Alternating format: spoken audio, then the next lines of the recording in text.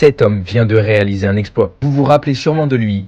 Il avait remporté l'UTMB sans sponsor, en étant totalement inconnu en 2024. Laissez-moi vous raconter un Western States totalement folle, auquel on vient d'assister. Coup de pistolet à Olympic Valley, à 5 h du matin, heure locale. 160 km jusqu'à Auburn attendent les coureurs, l'un des ultras les plus mythiques du monde. Dès le kilomètre 7, et Hans Troyer qui ouvre la voie à Immigrant Pass. Un groupe d'une dizaine de coureurs est dans la roue. Kilian Jornet est là, tout le monde est là. Kilomètre 48 à Robinson Flat. La course commence à se décanter. Jim Walmsley entre premier au ravitaillement. Hans s'arrête à peine, Rabito Express, et prend la tête.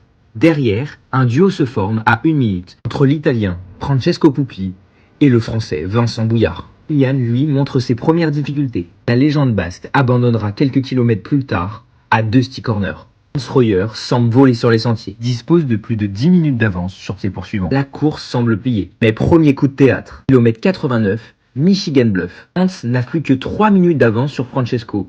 Et Jim Walmsley est pris de crampes. Il va perdre plusieurs places avant de repartir, puis abandonner au prochain ravitaillement. Et entre Michigan Bluff et Forest Hill, Francesco rattrape Hans. Ils arrivent ensemble au ravito. Et dans les montées, arrivant jusqu'à Rocky Chucky, Pupi lance une attaque tranchante et lâche Hans. Au kilomètre 117, Vincent passe deuxième. Ryan Montgomery est dans sa roue, quelques secondes à peine. Les 3 coureurs sont sous le record de course. Hans, lui, est en perdition. Il abandonnera quelques kilomètres après. On pense alors à une victoire facile et assurée de Francesco. Et à la traversée de la rivière de Rocky Chucky, Vincent n'est plus qu'à 2 minutes de retard. Au kilomètre 154, le Français passe en tête. La victoire lui tend le bras.